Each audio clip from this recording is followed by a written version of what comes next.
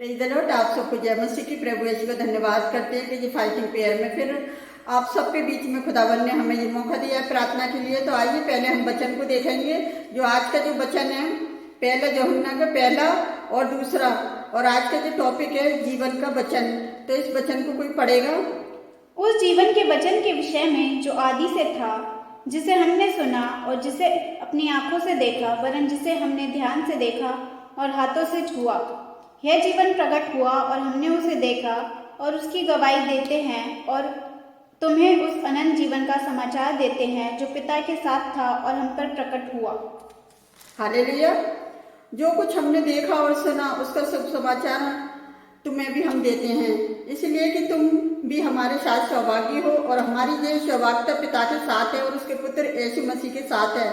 और ये बात हम इसलिए लिखते हैं कि हमारा आनंद पूरा हो जाए। तो ये जीवन का जो वचन है परमेश्वर का, सचमुच ये मनुष्य का जीवन है। और जिस वक्त यीशु मसीह के साथ जो लोग थे, उन्होंने यीशु मसीह को छुआ और वो चंगे हो गए। और यीशु मसीह ने उनसे खुद बातचीत करी। वो चौकी जीवते पिता का जीवित पुत्र है और वो इस पृथ्वी पर लोगों का जीवन देने के लिए आया है, क्योंकि जिस तरह से वचन में लिखा है जीवन का वचन। तो ये वचन ही हमारे लिए जीवन है, क्योंकि उसने अपने बड़े नाम से ज्यादा महत्व अपने वचन को दिया। तो यूहन्ना का वचन हमें यही बताता है कि यूहन्ना ने किस तरह से वचन में लिखा कि जीवन का वचन स्वयं मसीह है। अगर हम यूहन्ना पहले के पहले में देखेंगे तो वचन में कहा गया है कि मसीह परमेश्वर के साथ था और सचमुच मसीह ने केवल आरंभ से परमेश्वर के साथ था। बिल्कुल वही पहले से ही परमेश्वर के साथ था, क्योंकि परमेश्वर का कोई आरंभ नहीं, परमेश्वर हमेशा से रहा, इसलिए मसीह हमेशा से है। हालेलुया। वचन परमेश्वर का वचन है और देदारी हुआ और कुछ समय के लिए हमारे बीच में डेरा किया।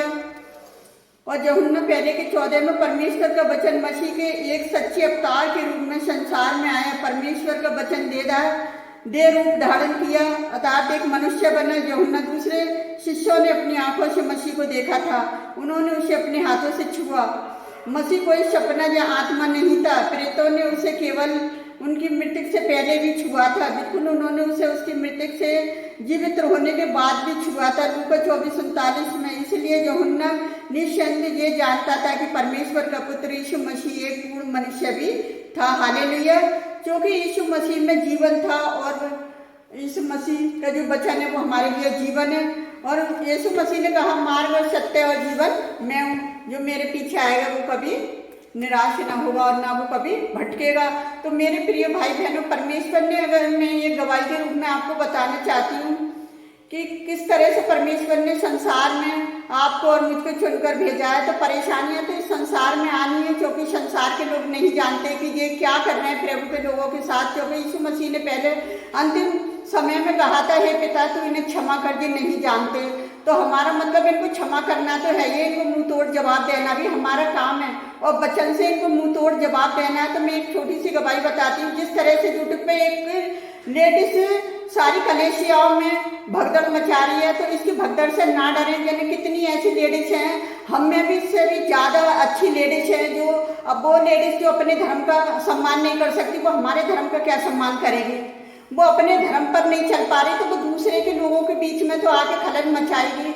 तो वो खलल मचा रही है, आप उसकी खलल से ना डरें और अपने मसीह का प्रचार ज्यादा से ज्यादा करें मेरे प्रिय भाई बहनों, क्योंकि हम मसीह के चुने हुए लोग हैं और चुने हुओं की नई प्रभु की सेवा में बढ़ते जाओ। तो आइए मैं आप सबके लिए प्रार्थना करती हूँ, आप भी हमारे साथ मिलकर प्रार्थना करें। तो आज के वचन के लिए प्रभु का धन्यवाद करते हैं। Hallelujah, hallelujah. धन्यवाद, धन्यवाद, धन्यवाद। राजाओं के राजा, प्रभु के प्रभु, आपका धन्यवाद करते हैं सुंदर समय के लिए। प्यारे जो वो परमेश्वर की हमें ये फाइल के साथ दूसरे लोगों के लिए प्रार्थना करने का मौका देते हो, अपनी कलेशिया के लोगों के लिए प्रार्थना करने का मौका देते हो, अपने सेवक लोगों के लिए मौका देते हो। तो पिता मैं आपका धन्यवाद करती हूँ मेरे प्रभु परमेश्वर। पिता मैं आपसे विनती करती हूँ, अपने वचन के अनुसार अपने लोगों की सहायता मदद करें, क्योंकि तेरा वचन सामर्थ्य है। प्यारे जो वो परमेश्वर इस संसार में अपने बेटे को भेजा कि उसे इस पाप से बचा सके। प्यारे जो वो परमेश्वर, उसने अपने आप को बलिदान कर दिया सारी मानव जाति के लिए। तो पिता मैं सारी मानव जाति के लोगों के लिए प्रार्थना करती हूँ। हर एक इंसान एक सा नहीं है पिताजी, कुछ लोग ही ऐसे हैं जो लड़ाई झगड़ा मचा रहे हैं। प्यारे जो वो परमेश्वर, तो आप उन्हें भी अपनी महिमा के लिए इस्तेमाल करें। प्यारे जो वो परमेश्वर, जो उस लेडीज को अपनी महिमा के लिए इस्तेमाल करें पिताजी, जो ज्यादा लोगों में खलन मचा रही है प्यारे जो परमेश्वर, जो ज्यादा झगड़ा मचा रही है प्यारे जो परमेश्वर, आप उसी को अपनी महिमा के लिए खड़ा करो और जितने लोग उसके पीछे खड़े हैं पिताजी उसे भी अपनी महिमा के लिए खड़ा करो प्यारे जो परमेश्वर की आपकी स्तुति आपकी तारीफ हो और पूरे संसार में पूरे जगत के कोने कोने में आपका शुभ समाचार प्रचार हो मेरे जो परमेश्वर, आपकी स्तुति आपकी तारीफ आपकी प्रशंसा हो पिता। जितने लोग हमारे साथ जुड़ते हैं, लाइक कमेंट सब्सक्राइबर करते हैं प्यारे पिता, एक एक जन के लिए प्रार्थना करते हैं और जो अपनी रिक्वेस्ट को भेजते हैं, जो पास के साथ प्रार्थना करते हैं पिताजी, आप उनके पास करी प्रार्थना को सुनना और कबूल करना कीजिए, हमारी प्रार्थना करना व्यर्थ न जाए मेरे प्रभु।